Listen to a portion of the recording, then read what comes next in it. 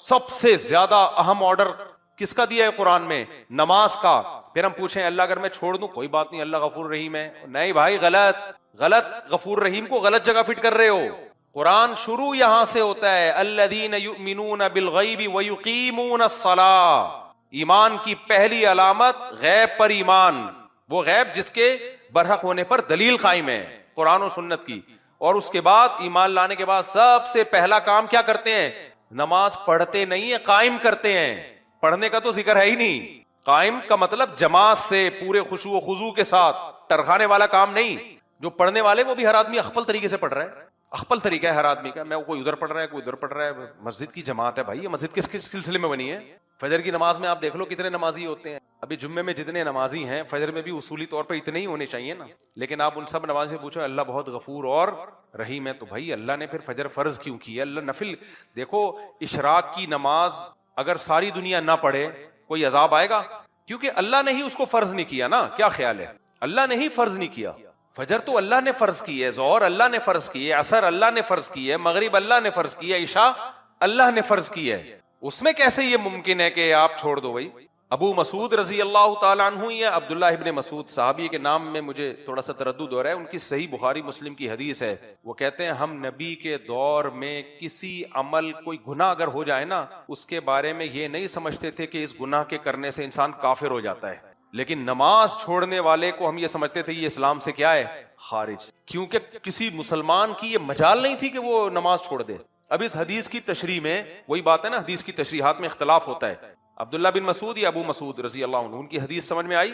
بخاری مسلم کی حدیث، وہ کہتے ہیں دیکھو اس میں فقہا کا اختلاف ہے کہ کسی گناہ کو کرنے سے کافر ہوتا ہے کہ نہیں ہوتا، تو جمہور علماء کہتے ہیں گناہ کوئی بھی کر لو اس سے انسان کافر نہیں ہوتا، گنہگار ہوتا ہے، کیونکہ کفر کا تعلق عقیدے سے ہے، عمل سے نہیں ہے۔ کوئی زنا کر لے، اللہ نہ کرے، شراب پی لے، چوری کر لے، تو اس سے گنہگار تو ہوگا، اسلام سے خارج نہیں ہوگا، لیکن نماز چھوڑنا ایک ایسا جرم ہے، ایسا گناہ ہے کہ جس کے بارے میں تین امام مالک، امام ابو حنیفہ، امام شافعی کہتے ہیں کہ کافر تو نہیں ہوتا، کفر کے قریب پہنچ جاتا ہے، لیکن امام احمد ابن حنبل رحمہ اللہ تعالیٰ کہتے ہیں کہ اگر کسی نے جان کر فرض نماز چھوڑ دی تو وہ سچی مچی میں کافر ہو جاتا ہے۔ سمجھ میں آ رہی ہے بات کہ نہیں آ رہی ہے؟ وہ سچی مچی میں کیا ہو جاتا ہے؟ تبھی آپ نے عرب کو دیکھا ہوگا وہ کچھ بھی ہو نماز نہیں قضا کرتے، نماز نہیں قضا کرتے، وجہ اس کی وہ تو اسلام سے ہی نکل جائیں گے ہم، اور اسلام سے نکلنے کا مقصد کیا ہے؟ نکاح بھی ٹوٹ گیا، اگر آپ نے حج کیا تھا تو وہ حج بھی کیا ہو گیا؟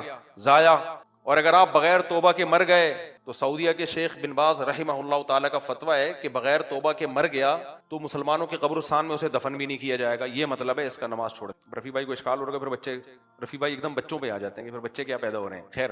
تو امام احمد بن حنبل کی دلیل بھی کمزور نہیں ہے، دلیل میں یہی حدیث پیش کرتے ہیں جو میں نے بخاری مسلم کی حدیث پیش کی، صحابی رسول کہتے ہیں کہ ہم نبی کے دور میں کسی گناہ کے بارے میں یہ نہیں سمجھتے تھے کہ اس گناہ کو کرنے سے انسان کافر ہو جاتا ہے، گنہگار ہوتا ہے، وہ کافر نہیں ہوتا، لیکن نماز چھوڑنے والے کے بارے میں ہم یہ سمجھتے تھے یہ کیا ہے؟ کافر۔ باقی تینوں ائمہ کی طرف سے جو اس کا جواب دیا جاتا ہے اس حدیث کا وہ یہ ہے کہ بھائی چونکہ اس زمانے میں کافر ہی نماز چھوڑتا تھا، مسلمان کے بارے میں تصور نہیں تھا، تو اس لیے جو نہیں آ رہا ہے اس کا مطلب تھا وہ کافر ہے، تو یہ تو انہوں نے زمانہ ہی نہیں دیکھا تھا نا کہ مسلمان بھی ہو اور نماز بھی نہیں پڑھ رہا، یہ تو وہ ان کے ذہن میں تصور ہی نہیں تھا کہ مسلمان ہو کے بھی کوئی نماز چھوڑے۔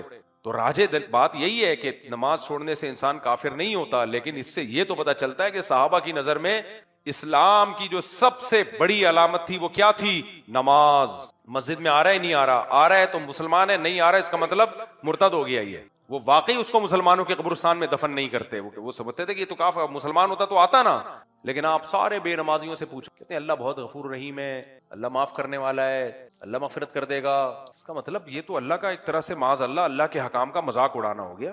کیا خیال ہے؟ مذاق اڑانا ہو گیا کہ نہیں ہو گیا؟ وہ کہہ رہا ہے درجنوں جگہوں پہ علامات بیان کر رہا ہے مومن نماز قضا نہیں کرتا، میدان جنگ میں نماز قضا کرنے کی اجازت نہیں دی، میدان جنگ میں نماز قضا کرنے کی، اس سے بڑی کوئی ضرورت ہو سکتی ہے؟ سفر میں اجازت نہیں دی ہے، 2 کر دی 4 کی، چلو 2 پڑھ لو، یہ 2 اس لیے دیے کہ قضا نہ کرو۔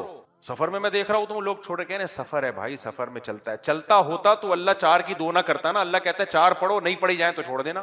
تبھی سفر میں سنت مؤکدہ نہیں رہتی، 4 کی 2 نہیں ہوتی سفر میں۔ کیوں؟ سنت مؤکدہ کا تعلق اس سے ہے کہ پڑھنا مشکل ہے کہ نہیں ہے، تو اگر سفر میں مشکل ہے تو پوری چھوڑ دو، نہیں مشکل ہے تو پھر پوری پڑھو۔ اس کا تعلق سفر سے نہیں ہے، اس کا تعلق ہے کہ پڑھنا مشکل ہے یا نہیں ہے. بعض دفعہ ایئرپورٹ پہ آپ وہ جہاز نکل رہا ہے یا ٹرین نکلنے والی ہے تو آپ چھوڑ دو سنت موقدہ، لیکن کہیں اسٹے کیا ہوا ہے آپ نے 10 دن تو ہو تو سفر میں، لیکن علماء لکھتے ہیں پھر وہاں سنت موقدہ پڑھنی پڑے گی آپ کو. نبی سے جو سنتیں یا صحابہ سے جو سنتیں چھوڑنا سفر میں ثابت ہے وہ ٹریولنگ کے دوران، کیونکہ اس میں مشقت ہوتی ہے. اب لوگ کیا کر رہے ہوتے ہیں 10 دن کہیں جا کے اسٹے کیا ہوا ہے وہاں بھی سنتیں نہیں پڑھ رہے. بھائی یہاں تو موقدہ ہی ہے یہاں، کیونکہ سفر سنتوں کا، اب میں فقہی اصطلاح استعمال کروں گا اس کے لیے کہ جو فرض نماز قصر کی جاتی ہے اس کا تعلق مشقت حکمیہ سے ہے، یعنی سفر سے ہے، چاہے مشقت ہو یا نہ ہو. لیکن سنت موقدہ کا تعلق سفر سے نہیں ہے، مشقت سے ہے. تو سفر میں مشقت چونکہ ہوتی ہے تو اس لیے نہیں پڑھو، لیکن کہیں اسٹے کیا ہوا ہے تو اب تھوڑی مشقت ہے. آپ 10 دن کے لیے چلے گئے اپنی نانی کے یہاں لاہور میں آپ اپنی نانی کے یہاں گئے ہوئے 10 دن کے لیے، بڑے آرام سے. نانی کے یہاں جا کے تو انسان انجوائے کرتا ہے نا. ہم تو بچپن میں جب عیاشی کے لیے نانی کے یہاں ہی جایا کرتے تھے. کہتے ہیں بچہ ددیال میں پٹتا ہے ننیال میں بگڑتا ہے، کھاتا پیتا ہے. وہاں نانیوں کی طبیعت میں رحم کا مادہ زیادہ ہوتا ہے، دادیاں تھوڑی سی الگ اسٹائل کی ہوتی. تو اب نانی کے آپ گئے ہوئے ہو تو اس سے زیادہ ریلیکس کبھی ہو سکتے ہو؟ تو وہاں سنتیں پڑھنی پڑیں گی. فرض تو 2 ہی پڑھیں گے کیونکہ سفر سے تعلق ہے فرائض کا. سنت موقدہ کا اس سے تعلق نہیں ہے کہ سفر ہے یا حضر، اس سے تعلق ہے کہ آپ کے لیے پڑھنا آسان ہے تو پڑھ لو، مشکل ہے تو چھوڑ دو. تبھی اللہ نے سنتیں 4 کی 2 نہیں کی ہیں، اس لیے کہ اس کو پوری سنتیں چھوڑنے کی آپ کو اجازت دی ہے. فرض کو چونکہ چھوڑنے کی اجازت نہیں ہے اس لیے اللہ نے 4 کی 2 کر دی ہیں کہ یہ میں نے خود تمہیں سہولت دے دی ہے تاکہ چھوڑنے کا عذر نہ رہے.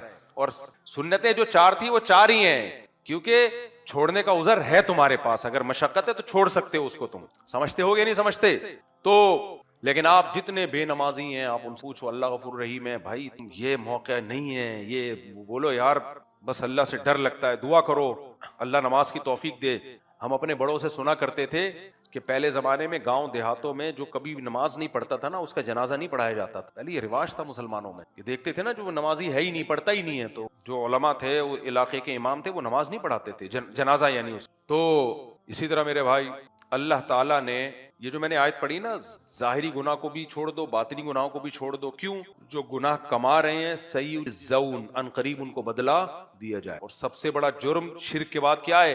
نماز قضا کرنا، نماز قضا کرنا. یہ جو قرآن کی آیت ہے کہ اے میرے بندو الذین اسرفوا علی انفسہم، جو اپنی جان پر زیادتی کر بیٹھے ہو، لا تقنطوا من رحمت اللہ، اللہ کی رحمت سے نا امید مت ہو.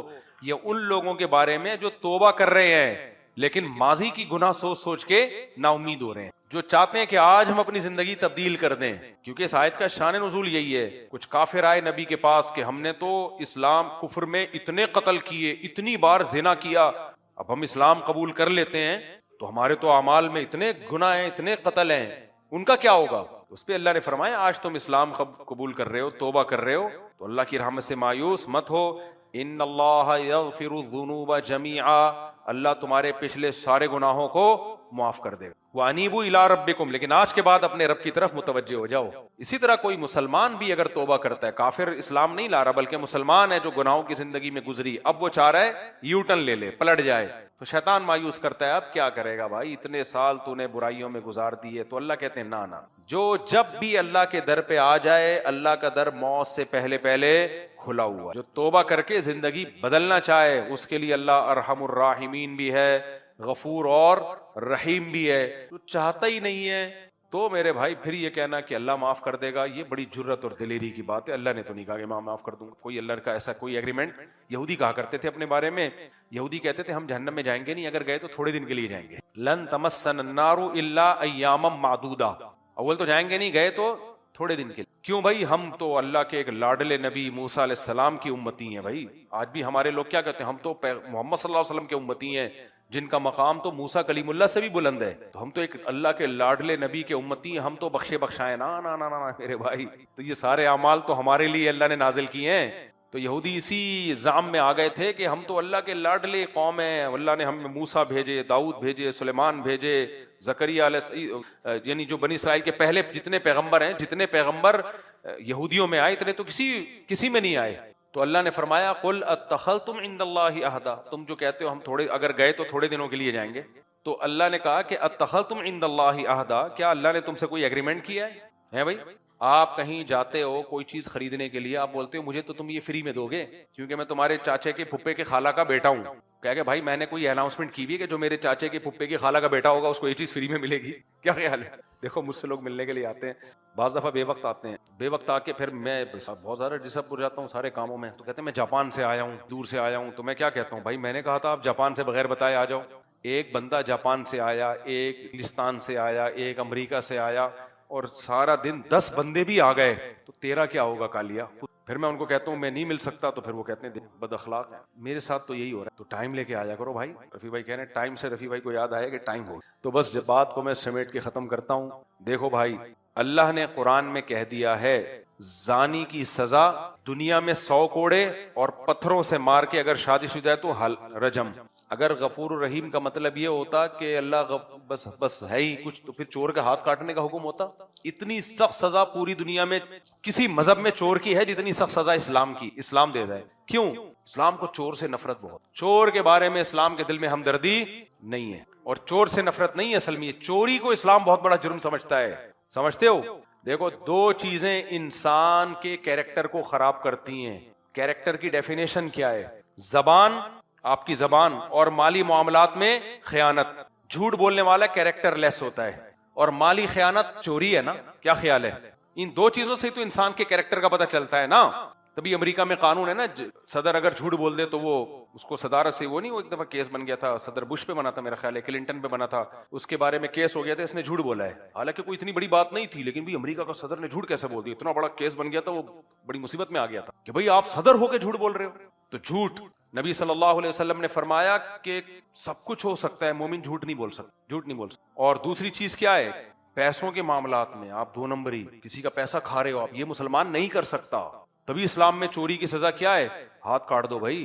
1 درہم کسی کا کھایا 40 دن نماز قبول نہیں ہوگی، کیونکہ ان چیزوں کا تعلق آپ کے کیریکٹر سے ہے، کردار سے ہے. ابو سفیان جب ہرقل کے سامنے بیٹھے تھے نا زمانے جاہلیت میں، ہرقل نے سامنے بٹھایا اور ابو سفیان کے لوگوں کو پیچھے بٹھایا، اور پھر نبی کے بارے میں پوچھا.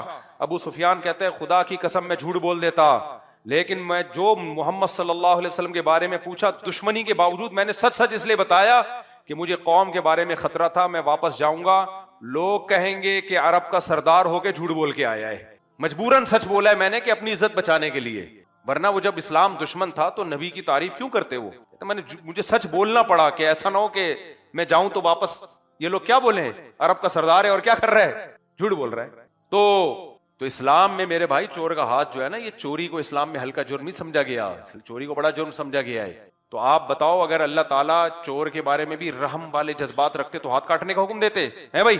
یہ جو ڈکیتیاں کرتے پھر رہے ہیں موبائل اسنیچنگ اور بندوق سے، لوگ بڑا ترس کھا رہے ہوتے ہیں، ہائے ہائے بیچارے کو موقع دو. میں کہتا ہوں نہیں، موقع دیا تو تم بڑے ظالم ہو، اسلام موقع نہیں دے رہا. ڈاکو کی سزا اسلام میں قرآن نے بیان کی ہے کہ چوک پہ لٹکا دو، دایاں ہاتھ اور بایاں کا پاؤں کاٹ کے اس کو. اللہ کو ترس نہیں آ رہا، اللہ کو خودکشی کرنے والے پہ ترس نہیں آ رہا. ہم لوگ ترس کھا رہے ہوتے ہیں، ہائے بیچارے نے خودکشی کر لی، ہائے بیچارے نے. اور بھائی اگر اتنا قابل ترس ہوتا تو اللہ جہنم کی آگ میں کیوں پھینکتا اس کو؟ خودکشی جرم ہے بھائی، قابل ترس نہیں ہے. کیونکہ یہ بڑھتی جا رہی ہے ہماری سوسائٹی میں. بات بات پہ بلیک میلنگ، یہ نہیں کیا تو میں یہ کر لوں گا. کر لے بھائی، تو مر جا. ایک صاحب نے مجھے کہا میری بیگم مجھے ایموشنل بلیک میلنگ کر رہی تھی. آج کل بیگمات یہ ایموشنل بلیک میلنگ پہ بہت آئی ہوئی ہیں، ڈرامے دیکھ دیکھ کے اس میں ایموشنل بلیک میلنگ ہی چل رہی ہوتی، وائٹ میلنگ تو آج کل ختم. تو وہ کہہ رہے مجھے کہنے لگی کہ اگر آپ نے یوں کیا تو پھر میں یہ کر لوں گی، میں یہ کر لوں گی. میں نے کہا بیگم سے فی الحال ایڈوانس میں کر لو، کیونکہ اس طرح کی بلیک میلنگ میں اگر بندہ آ گیا نا وہ کسی کام کا نہیں رہتا. ایک صاحب تو یہاں تک آ گئے کہ میری بیگم نے زہر کی بوتل منگوا کے رکھ لی ہے، اور اس نے کہا اگر جو ہے وہ کوئی دباؤ میں ڈالا تھا کسی ناجائز بات پہ، یعنی ناجائز کا مطلب یہ کہ وہ شوہر پہ واجب نہیں ہے، وہ اس کو مجبور کیا میں یہ پی لوں گی، اور کہہ رہے لا کے رکھ لی ہے. میں نے کہا بھائی اس کو طلاق دے کے فارغ کر دے، یہ تیرے گلے پڑے. الٹے الٹے مشورے بھی کبھی کبھار میں نے کہا زہر پی لے گی اور بلی تیرے اوپر آ جائے گی، کیونکہ ایسی عورت رکھنے کے قابل نہیں ہے جو خودکشی کی دھمکیاں دے رہی ہو، یا مرد بھی خودکشی کی دھمکیاں دے رہا ہو، نکال لو بھائی اس سے پتلی گلی سے، مر جائے گا تمہارے گلے پڑے گا. ایک تو ہوتا ہے نا بات بات میں ویسے ہی ڈائلگ بولنا، یہ بھی نہیں بولو، لیکن ایک ہے آپ کو لگے کہ یہ سیریس ہو رہا ہے. پہلی فرصت میں کیا کرو بھائی؟ میں نے کہا گلے پڑے گی. کہہ رہے میں چھوڑ نہیں سکتا. اب اس وقت متحدہ کا دور تھا، MQM کا. میں نے کہا میں چھوڑ نہیں سکتا. کہہ رہے متحدہ کی ہے. میں نے کہا پھر تو اپنے لیے ایک بوتل لا کے رکھ لے، بہتر یہ کہ متحدہ کی ہے. تو خیر تو میرے بھائی جرم کو اچھا مت سمجھو. ہاں جو جرم چھوڑنا چاہتا ہے، یہ چھوڑنے کی کوشش میں لگا ہوا ہے، وہ قابل رہا. کوئی گناہ ہو جاتا ہے، آپ کو عادت پڑ گئی ہے، جیسے شراب کی عادت پڑ گئی، چھوڑنے کی کوشش میں لگ گیا ہے، یہ بھی قابل رحم ہو سکتا ہے کہ چاہ رہا ہے چھوڑنا, تدبیر اختیار کر رہا ہے برائی سے بچ. جیسے میں کہتا ہوں جن کو عادت پڑ گئی کسی گناہ کی, چھوٹ نہیں رہا, تو جرمانہ رکھیں اپنے اوپر, کوئی سزا دیں اپنے آپ کو آہستہ آہستہ. تو یہ چاہ رہا ہے, جو اللہ کی طرف آنا چاہ رہا ہے, بھائی حدیث میں تو آتا ہے جو میری طرف چل کے آئے گا میں اس کی طرف دوڑ کے آؤں گا, یہ بھی قابل رحم ہے. ڈھیڑ بن کے بیٹھا ہوا ہے, کوئی پلاننگ نہیں کر رہا کہ میں نے نماز کی پابندی کیسے کرنی ہے, میں نے شراب کیسے چھوڑنی ہے, میں نے زنا کیسے چھوڑنا ہے, بد نظری کیسے چھوڑنی ہے, فحش فلمیں کیسے چھوڑنی ہے, لڑکیوں سے دوستیاں, کوئی پلاننگ نہیں ہے. اور پھر کہہ رہے ہیں کہ میں 27ویں رات میں آ کے گڑگڑا کے رو کے بخشوا لوں گا. این خیال است, اور یہ احمقوں کی جنت اسی کو کہا جاتا ہے. کیا کہا جاتا ہے, اسی کو کیا کہا جاتا ہے, نمازیں چھوڑ رہا ہے. سب سے آدھے مسئلے تو نماز حل کر دیتی ہے, 5 وقت باجماعت نماز پڑھو تو ویسے ہی آدھے سے زیادہ برائیاں چھوٹ جاتی ہیں. تو اللہ تعالی ہمیں برائیوں سے بچنے کی توفیق عطا فرمائے. قضائے عمری میں نیت کا طریقہ, کیا یہ نیت کرنے سے قضا نمازیں ہو جائیں گی کہ میری جتنی بھی فجر کی نمازیں قضا ہو گئی ہیں وہ نمازیں پڑھ رہا ہوں, ساری قضا نمازیں اسی نیت سے پڑھ لے تو وہ ہو جائیں گی یا نہیں؟ یہ لکھا ہے حسنین صاحب نے انڈیا سے. دیکھیں قضائے عمری میں آپ یہ جو جس طرح سے آپ نے نیت کا طریقہ بتایا یہ ٹھیک نہیں ہے. آپ یہ نیت کریں گے جب فجر کی نماز آپ پڑھ رہے ہو تو آپ نے یہ نیت کرنی ہے کہ میرے ذمے میں جتنی بھی فجر کی نمازیں باقی ہیں ان میں جو سب سے پہلے نمبر پہ آتی ہے میں وہ والی نماز پڑھ رہا ہوں. یہ دل میں نیت کر لیں آپ. وہ جب نماز ہو جائے گی, جب دوبارہ فجر کی قضا پڑھیں گے تو بھی یہی نیت کریں کہ میرے ذمے میں فجر کی جتنی نمازیں باقی ہیں ان میں جو سب سے پہلی نماز ہے وہ پڑھ رہا ہوں. اس لیے کہ جو آپ پڑھ چکے ہیں وہ تو اب ذمے میں باقی نہیں رہی ہیں نا, ذمے میں باقی نہیں رہی ہیں, وہ تو آٹومیٹیکلی آپ کی نیت سے خارج ہو گئی. تو ہر دفعہ آپ نے یہی نیت کرنی ہے. ظہر پڑھتے ہوئے یہ نیت کرنی ہے میرے ذمے ظہر کی جتنی نمازیں ان میں جو سب سے پہلی ہے وہ پڑھ رہا ہوں, میں پڑھ رہا ہوں یا پڑھ رہی ہوں. جو مرد ہیں یا خاتون ہیں جنہوں نے پوچھا, ہاں حسنین صاحب تو آدمی ہے ماشاءاللہ. تو ماشاءاللہ میں نے آدمی ہونے پہ نہیں, ویسے ہی حسنین نام پہ لگایا. کوئی خواتین کو اس پہ بھی اعتراض ہوگا, آدمی ہے تو ماشاءاللہ, عورت ہے تو پھر اس کا مطلب ماشاءاللہ نہیں, کیا استغفر اللہ ہونا چاہیے. میرے چھوٹے چھوٹے کلپ کو نا لوگ آج کل پکڑ رہے ہیں اور پھر کمنٹ شروع کر دیتے ہیں. خیر, تو آپ نے ہر نماز سے ظہر سے پہلے یہ نیت کرنی ہے کہ میرے ذمے جتنی ظہر کی نماز ہے ان میں سب سے پہلی نماز. تو جب وہ ہو جائے تو جب دوبارہ ظہر قضاء عمری کی ظہر پڑھے تو بھی یہی نیت کریں میرے ذمے جتنے ظہر کی نماز ان میں سب سے پہلی, کیونکہ وہ جو ذمے میں رہی نہیں جو آپ نے پڑھ لی ہے. قہقہا لگانے سے کیا وضو ٹوٹ جاتا ہے؟ نماز سے باہر قہقہا لگانے سے وضو ٹوٹ جاتا ہے؟ شاکر خان, جی ہاں ٹوٹ جاتا ہے. سوری, نماز سے باہر نہیں ٹوٹتا, نماز کے اندر اگر قہقہا لگائیں گے تو وضو ٹوٹتا ہے, نماز سے باہر قہقہا لگانے پر کچھ بھی نہیں ہوتا. سالوں کی نمازیں اور روزے قضا ہیں تو ان کو ادا کرنے کا کیا طریقہ ہے؟ کئی سالوں کی نمازیں اور روزے ادا کر لیں, یہ طریقہ ہے, یہی طریقہ ہے, اس کے علاوہ اور کوئی طریقہ؟ جتنے سالوں کی نمازیں ہیں اتنے سالوں کی نمازیں پڑھیں. نماز پڑھنے کا طریقہ یہ ہوگا کہ جب آپ فجر پڑھ رہے ہیں تو آپ یہ نیت کریں گے کہ میرے ذمے فجر کی جتنی نمازیں قضا ہیں ان میں جو نماز سب سے پہلے نمبر پہ آتی ہے میں وہ پڑھ رہا ہوں یا پڑھ رہی ہوں. ٹھیک ہے نا, تو وہ آپ یہ نیت کریں. ظہر جب پڑھیں تو آپ کے میرے ذمے ظہر کی جتنی نمازیں قضا ہیں ان میں جو سب سے پہلی نماز ہے میں وہ پڑھ رہا ہوں. جب بھی نیت ہوگی تو یہی ہوگی. جب آپ دوبارہ فجر پڑھیں گے پھر آپ یہی نیت کریں گے میرے ذمے فجر کی جتنی نمازیں ہیں ان میں سب سے پہلی نماز, کیونکہ وہ جو آپ نے پڑھ لی ہے نا وہ تو ذمے میں رہی نہیں ہے. نہیں یاری نا, وہ تو ذمے میں رہی نہیں ہے, تو وہ خود بخود دوسری نماز پہلے نمبر پہ آ جائے گی ان نمازوں میں جو آپ کے ذمے میں ہیں. سمجھ رہے ہو؟ اسی طرح آپ ایک ڈائری میں نوٹ کر لیں کہ کتنے سال کی نمازیں, اندازہ ہی ہوگا, یقین تو نہیں ہو سکتا, کتنی سال کی فجر ہے. بعض لوگ فجر کم پڑھتے ہیں ظہر زیادہ پڑھتے ہیں تو وہ ظہر کم رکھیں فجر زیادہ رکھیں. ٹھیک ہے نا, تو جمعے کتنے آئے ہیں یہ سارا حساب کر کے ایک اندازہ ہی ہوگا, اس کا یقین نہیں ہو سکتا. تو اندازے سے کر لیں اور جتنی جتنی نمازیں پڑھتے جائیں ڈائری میں سے وہ کاٹتے جائیں. بعض لوگ ڈائری کا نظام نہیں رکھتے, حافظے پر اعتماد کرتے ہیں, وہ ساری زندگی کنفیوز رہتے ہیں, پڑھتے رہتے ہیں, ان کو یہ نہیں پتا چلتا کہ ہوئی ہے کہ نہیں ہوئی ہے. اس لیے حافظے پر اعتماد نہ کریں, ڈائری میں باقاعدہ نوٹ کریں اور جتنی نمازیں ہوتی جا رہی ہیں ان کو کاٹتے چلے جائیں. تو انشاءاللہ یہ نمازیں آپ کی امام مہدی کے آنے سے پہلے پہلے جس اسپیڈ سے آپ پڑھ رہے ہیں اس میں تو یہی ہے کہ امام مہدی کے آنے سے پہلے پہلے یہ نمازیں آپ کی امید ہے کمپلیٹ ہو جائیں. تو بھائی 24 گھنٹے میں کم از کم ایک دن کی نماز لازمی پڑھو. ایک دن کی بھی نہیں پڑھ رہے تو پھر گناہ ہونے کا خطرہ ہے بہت سخت. اور ایک دن کی اگر پڑھ رہے ہو تو اگر موت آ گئی تو وصیت کر کے جاؤ, تو اللہ کی رحمت سے امید ہے اللہ تعالیٰ معاف کر دیں, کیونکہ انسان اس سے زیادہ کا مکلف نہیں ہے نا. اب ایک دن میں 5 نمازیں فرض بھی پڑھنی ہے, پھر قضا بھی پڑھنی ہے, تو اور بھی تو کام کرنے ہیں نا. بعض لوگ تو ایسے ہوتے ہیں اولو العزم ہوتے ہیں کہ وہ ایک دن میں 5-5 دن کی نمازیں قضا پڑھ لیتے ہیں. ہمارے حضرت کے ایک مرید تھے, وہ تقریباً 50 سال کی عمر میں دین پر آئے, گورنمنٹ میں کسی ادارے میں آفیسر تھے. 50 سال کی عمر میں جب آئے ہیں تو ایسا انقلاب آیا ان میں کہ انہوں نے 50 سال کی عمر میں عالم بھی بنے, وہ حافظ بھی بنے, اور میرا خیال ہے کتنے 60-40-50 سال کی قضائے عمری انہوں نے ایک سال میں نمٹا لی. ہم جب بھی جاتے تھے ہر وقت نماز پڑھ رہے ہوتے تھے یا تلاوت کر رہے ہوتے تھے اور مدرسے میں پڑھ بھی رہے ہوتے تھے. ایسا ٹائم کو مینج کیا انہوں نے. تو ایسے لوگ بھی ہیں, لیکن بہرحال شارٹ ہیں ایسے لوگ. تو آپ ایسے نہ بنیں, اتنا ہی کر لیں کہ 24 گھنٹے میں کم از کم ایک دن کی. پھر قضاء عمری پڑھنے کا کوئی ٹائم متعین نہیں ہے. فجر کے وقت میں ظہر کی پڑھ سکتے ہو, ظہر کے وقت میں فجر کی پڑھ سکتے ہو. مکروہ وقت نہ ہو. مکروہ وقت جو سورج نکلتے ہوئے, زوال کے وقت اور سورج غروب ہوتے ہوئے. فجر کے بعد بھی پڑھ سکتے ہیں, عصر کے بعد بھی پڑھ سکتے ہیں قضا. فجر اور عصر کے بعد نوافل تو نہیں پڑھ سکتے, مگر قضاء عمری پڑھ سکتے ہو. وطر بھی پڑھنے پڑیں گے. احناف کے ہاں وطر کی نماز کیا ہے؟ واجب ہے. اس پہ دلائل کیا ہے یہ کل, کیونکہ آج کل کلپ ایسے آ رہے ہیں کوئی واجب کچھ نہیں ہوتا, اور یہ سنت موقدہ کچھ نہیں ہوتا, یہ بھی آ رہے ہیں کلپ مارکیٹ میں. تو وہ نہیں, فجر کی سنتیں نہیں پڑھیں, بس فرائض پڑھیں گے. فرائض پڑھیں اور وطر پڑھیں, ٹھیک ہے نا.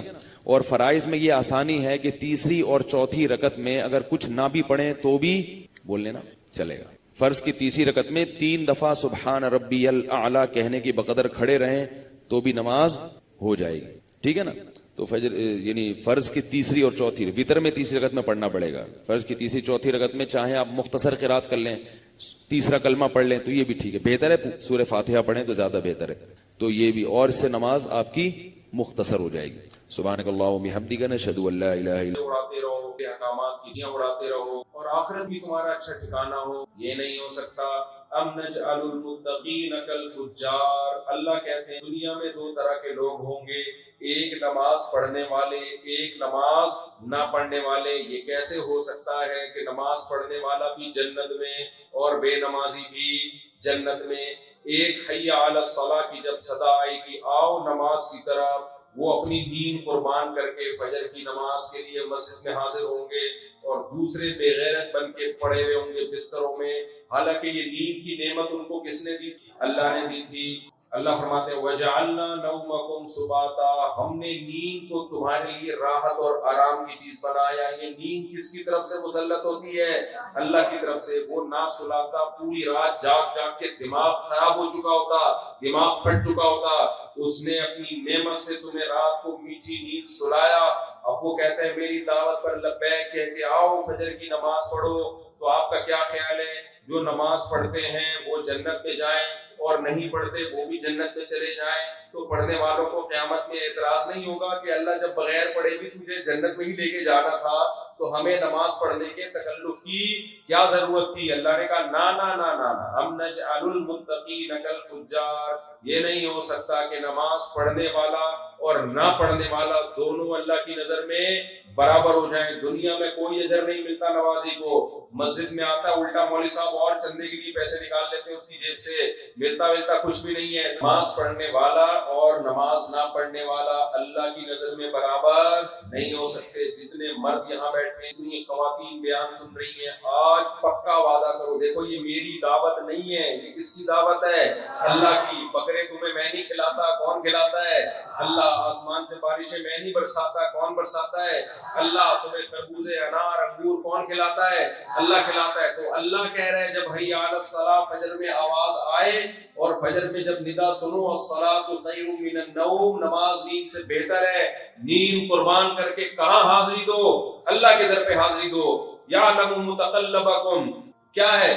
اللہ تعالیٰ قرآن میں کہتے ہیں کہ اللہ تعالیٰ تمہارا رکوع اور سجود, نماز میں تمہارا الٹنا پلٹنا, نماز میں تمہاری حرکتوں کو دیکھ رہا ہوتا ہے. ہم سمجھ رہے ہوتے ہیں کوئی نہیں دیکھ رہا.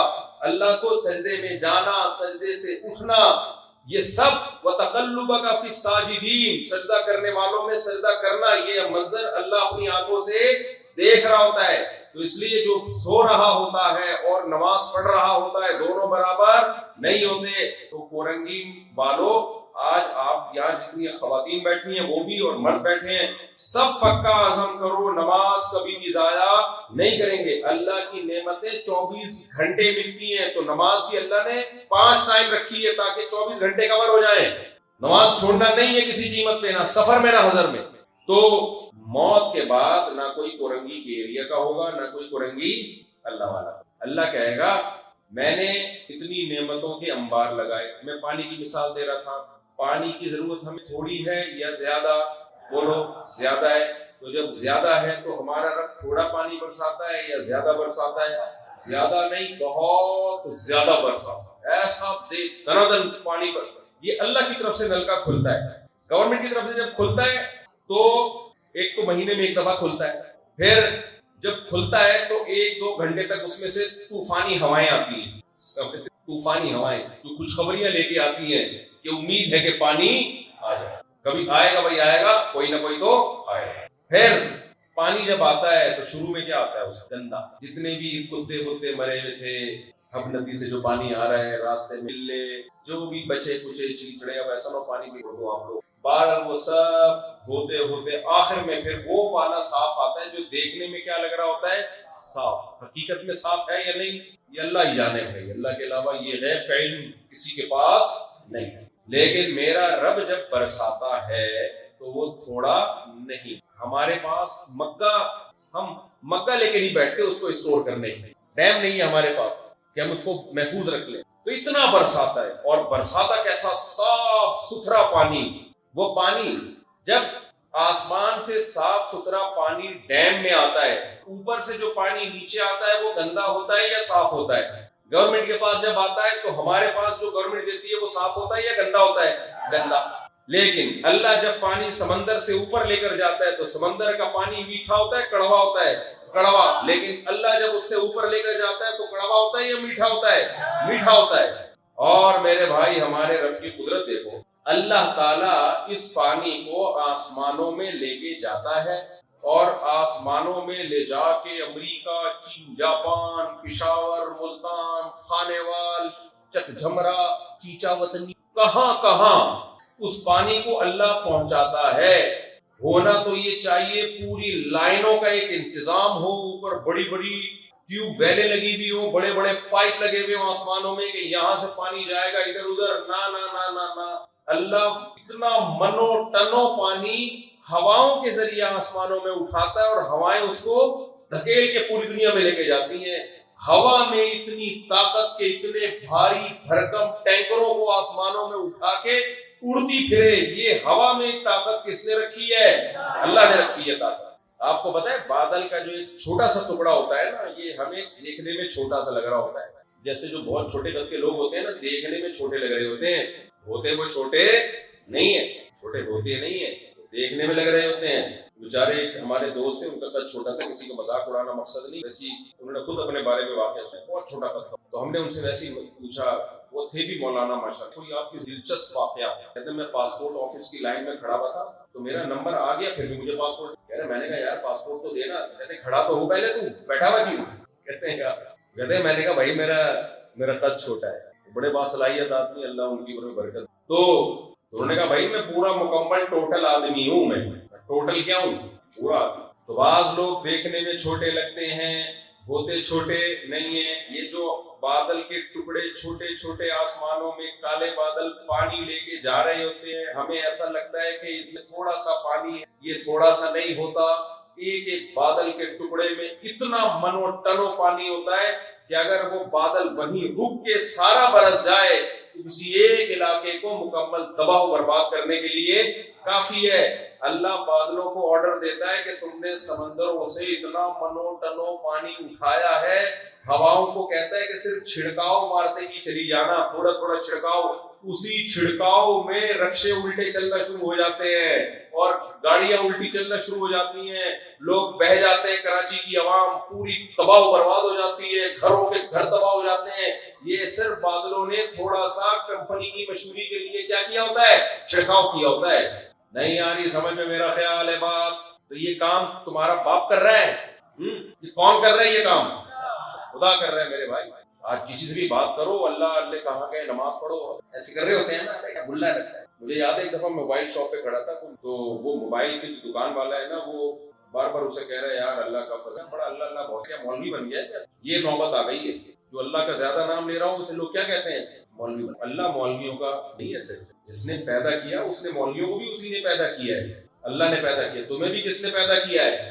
اللہ نے پیدا کیا. آسمان سے بارشیں. اب مولوی اللہ کا تعارف کروا رہا ہے تمہارے سامنے کہ اللہ کو مانو, اپنا تعارف تھوڑی کروا رہے کہ مجھے مانو.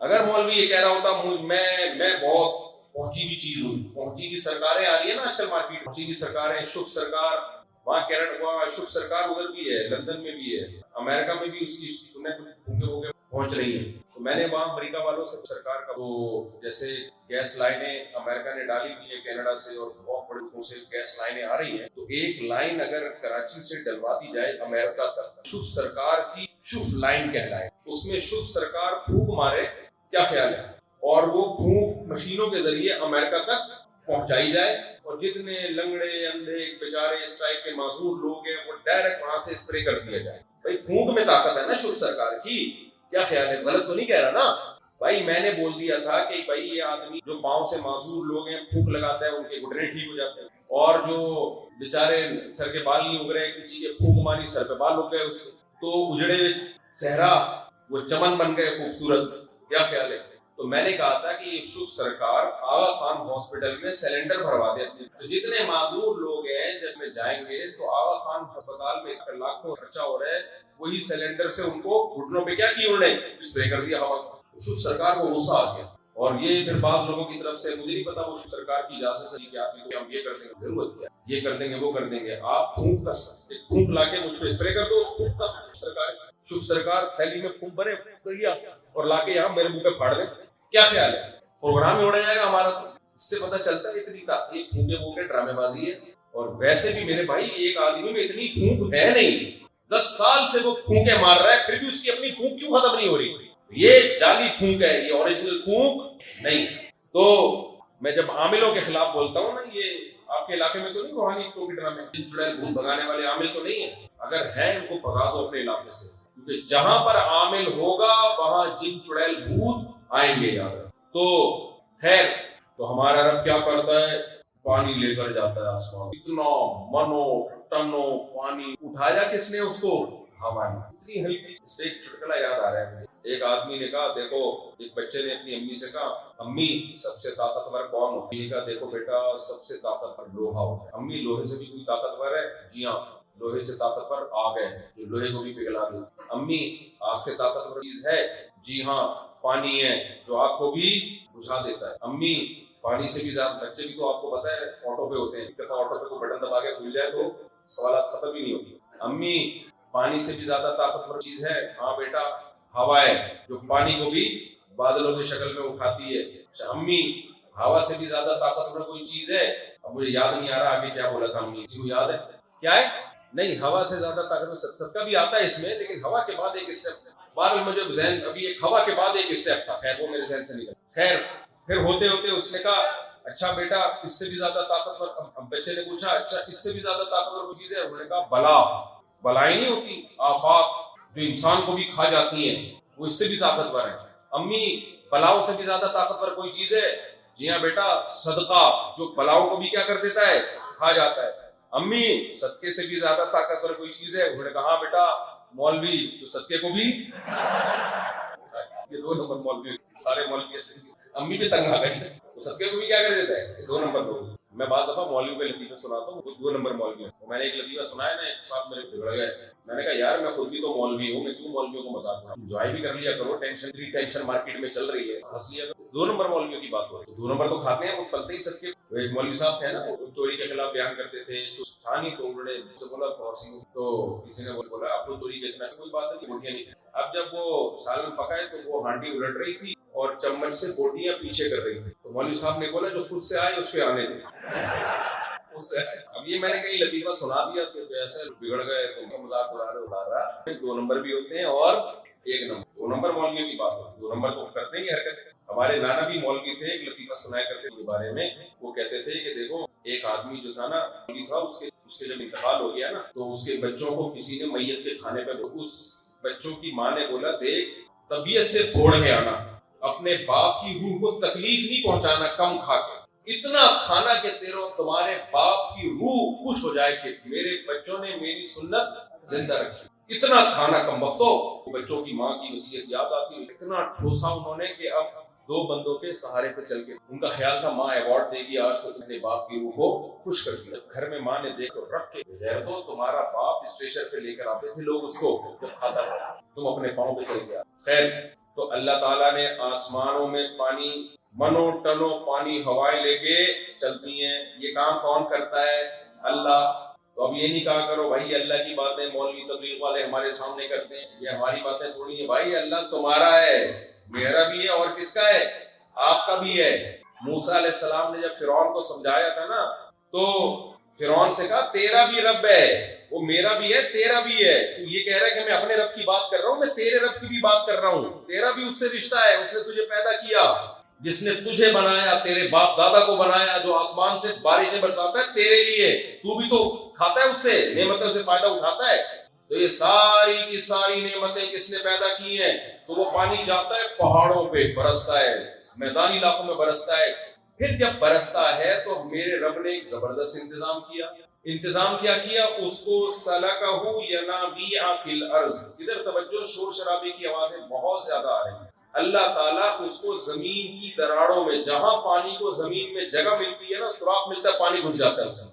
بھائی وہ تو ضائع ہو جانا چاہیے, کیا خیال ہے؟ وہ پانی زمین میں جاتا ہے, دھوتا جاتے جاتے جاتے جاتے آپ اگر زمین کھود کرو تو کہیں ٹکو گے؟ جاتے ہی رہو گے. تو اس پانی کو چاہیے تھا نیچے جا رہے, جاتے جاتے جاتے جاتے اتنا نیچے چلا جاتا کہ ہمارے کھودنے سے بھی ہمیں نہ ملتا. لیکن اللہ قرآن میں کہتا ہے قل ارأیتم ان اصبح ماؤکم غورا. اللہ نے اس پانی کو ایک جگہ جا کے روک لیا تاکہ محفوظ کر لیا, مٹی کے اندر محفوظ کیا, اور مٹی میں ایسے فلٹر لگا دیے کہ وہ اس کے جراثیم کو مارتی ہے. 1000 سال بھی وہ پانی زمین کے اندر پڑا رہے, جب آپ کھودو گے تو کنویں سے تازہ بہترین پانی آپ کو ملے گا. یہ زمین میں کون سے ڈیفریزر بنا دیے بھائی, مٹی ہے اور پانی کو صاف رکھنے کا کام کر رہی ہے. کبھی آپ نے دیکھا کہ آپ نے کنواں کھودا ہو اور پرانا پانی نکلے, اس میں سے سڑا ہوا پانی نکلے؟ 1000 سال کے بعد بھی جب زمین کھودو گے تو جو پانی 1000 سال پہلے زمین میں گیا تھا, آج بھی وہ 1000 سال کے بعد کیا ہوگا؟ بالکل فریش اور بالکل تازہ ہوگا. تو یہ جو زمین میں ایسے کیمیکل ڈال دیے اور کہ وہ پانی کو روک بھی رہے ہیں, نیچے جانے نہیں دے رہے, اور پانی کو صاف بھی کر رہے ہیں, یہ کام کس نے کیا ہے میرے بھائی؟ ہمارے لیے اللہ نے. اگر اللہ یہ گرفت چھوڑ دے, پانی نیچے جانا شروع ہوگا. اللہ مٹی کو تاثیر ختم کر دے صاف کرنے کی. ہم جب زمین کھود کے پانی نکالیں گے